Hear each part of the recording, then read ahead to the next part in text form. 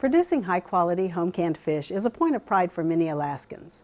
Canning, also referred to as jarring, is an excellent way to preserve food, allowing fish to be stored safely for up to 1 year before eating. I'm Sonia Kukal with the Cooperative Extension Service of the University of Alaska Fairbanks. This session will provide the necessary steps for canning fish in jars.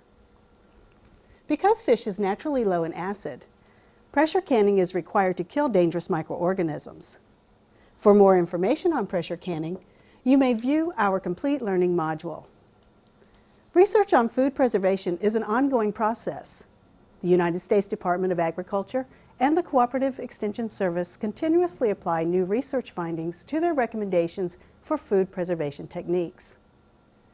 The guidelines in this module may be revised as additional knowledge is gained that may increase the margin of safety or improve the quality of home-preserved foods.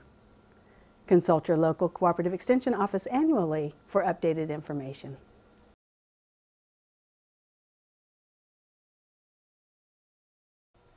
The equipment necessary for canning fish includes a pressure canner with a dial gauge or a weighted gauge, wide mouth, straight-sided jars, 2-piece self-sealing lids, jar lifter, and a sharp knife. Before you begin, read and familiarize yourself with the directions for your canner. If you don't have an instruction manual, contact the manufacturer for a new copy. Make certain that your pressure canner is in good working condition. Inspect the gasket. It should be soft, pliable, and free from defects such as rips or tears that might allow air to escape. The canner must be airtight when it's sealed. Check the safety plug to ensure that it is correctly seated. And hold the canner lid up to the light to be certain that the vent is not blocked. If you're using a dial gauge, have it checked annually for accuracy. Dial pressure gauges may be checked by your local extension agent. Half-pint, pint jars, or quart jars may be used for canning fish. Make sure you follow the specific instructions for the jar size you choose. Procedures and processing times for the quart-sized jars are different. Be sure to use wide-mouth, straight-sided jars, as they are easier to fill. You will use 2-piece lids to seal the jars. The flat lid has a sealing compound. The ring holds the lid in place until the jar is sealed. Lids cannot be reused. Use new lids every time you can. The rings may be reused if they are not bent or rusty.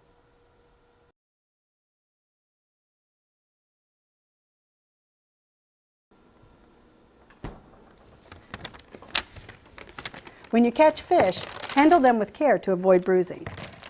Be aware that exposure to the sun or heat may cause the quality of the meat to deteriorate. Bleed fish immediately after catching to increase its storage life.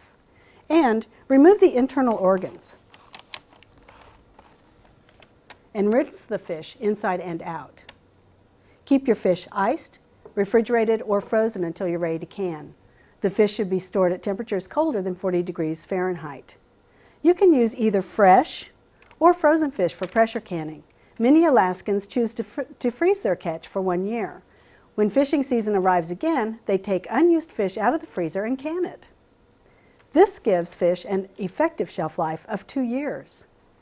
Now, when using frozen fish, it may be thawed in the refrigerator or by placing the wrapped fish under cold running water. To prepare the fish, rinse it in cold water. You can add vinegar to the water, up to 2 tablespoons per quart, to help remove slime from the fish. Remove the head, the tail, the fins, and the scales. It's not necessary to remove the skin. You can also leave bones in when canning salmon. For halibut, you'll want to remove the bones as well. Always keep fish refrigerated until you're ready to pack in jars.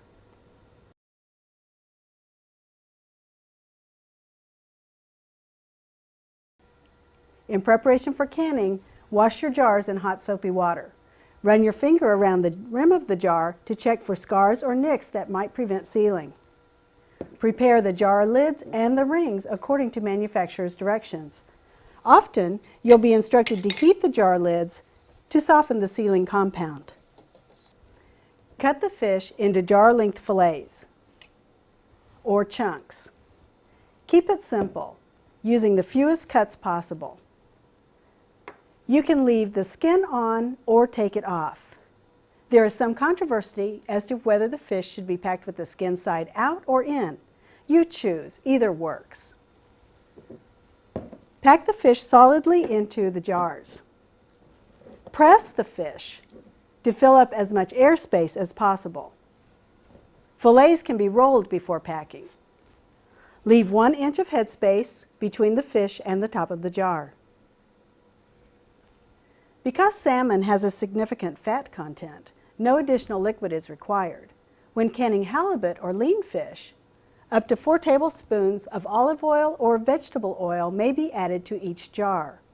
The oil will add moisture to the product, but will also increase the calories.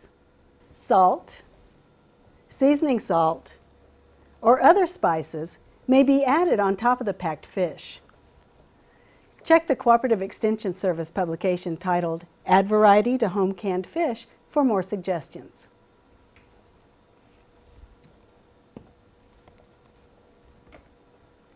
After packing the jar, clean the rim with a damp paper towel or wipe with a dry paper towel to remove any fish oil. Attach the jar lids and the rings. Now, how tight should the rings be? They should be finger tight. Remember that the purpose of the ring is to hold the lid against the jar until it seals. Over-tightening the ring may cause the lid to buckle. Tighten the rings slightly beyond the point of resistance, no further.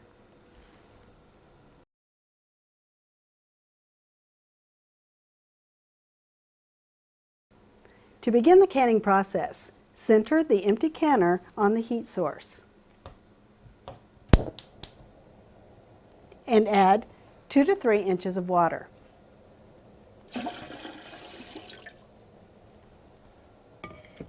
The temperature of the water should be similar to the product in the jars. Put a rack in the bottom of the canner. The rack helps to prevent direct contact between the jars and the heat source, causing the jars to break or crack.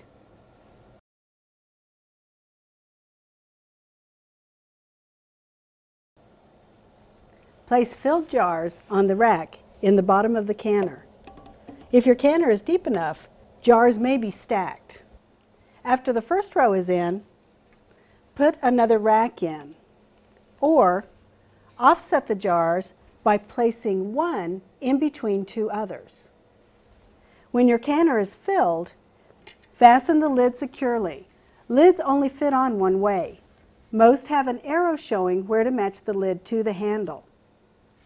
Be sure the lid locks completely.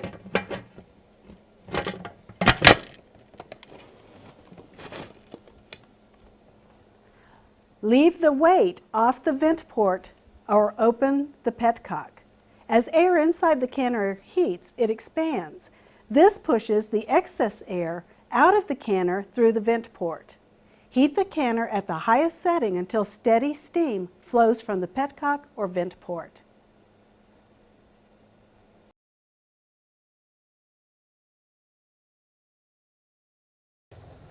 Once there is a steady stream, allow the steam to escape for 10 minutes.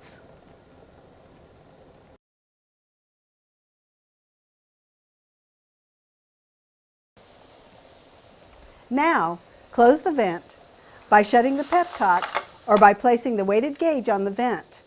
The canner will pressurize during the next 3 to 5 minutes.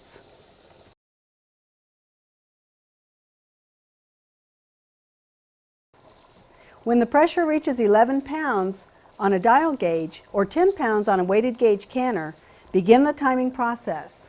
Process pint jars or half pint jars for 100 minutes. Note the starting and ending time in writing, just in case. And frequently monitor your canner. If the pressure drops below the recommendation, the canner must be brought back to the recommended level and the timing started over. For altitudes greater than 1,000 feet above sea level, contact your local extension agent for recommended times and pressures.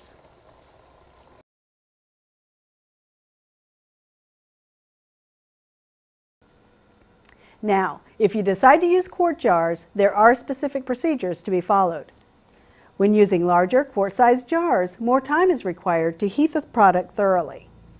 The total time it takes to heat and vent the canner filled with quart jars should never be less than 30 minutes. The total time may be more than 30 minutes, especially if you have tightly packed jars, are using cold fish, or a larger sized canner such as this one. Once you close the vent and bring the canner up to the recommended pressure, process the quart jars for 160 minutes or 2 hours and 40 minutes.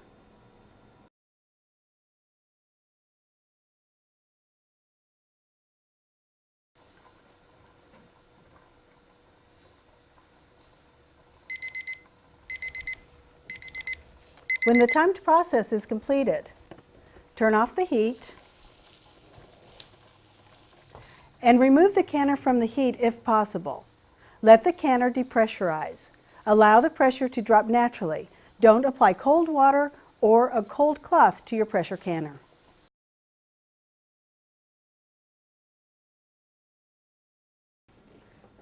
After 30 to 45 minutes, check to see if the pressure has dropped by tipping the weight or checking the dial gauge. Open the vent when the pressure reaches 0 or no steam escapes when the weight is tipped. Then wait 10 minutes.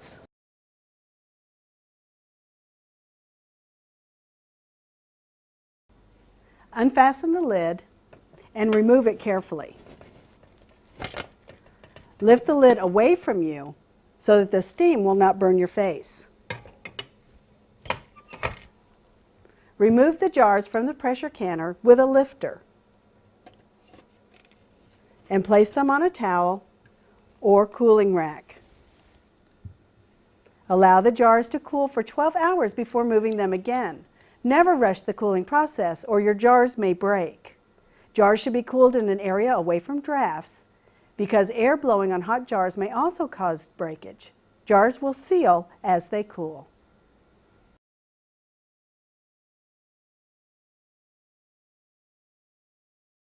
When the canning process is complete and your jars have cooled for 12 hours, check the seals by tapping the jar lids.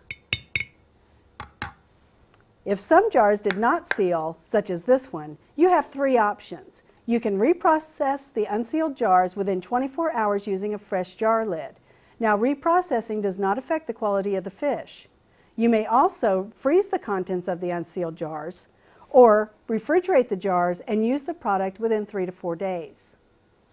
The rings may be removed from the jars when the cooling process is complete and you've checked the seal. Label your jars with the date, processing method, and processing time. Store your canned goods in a cool, dark place, and for best quality, use canned fish within 1 year.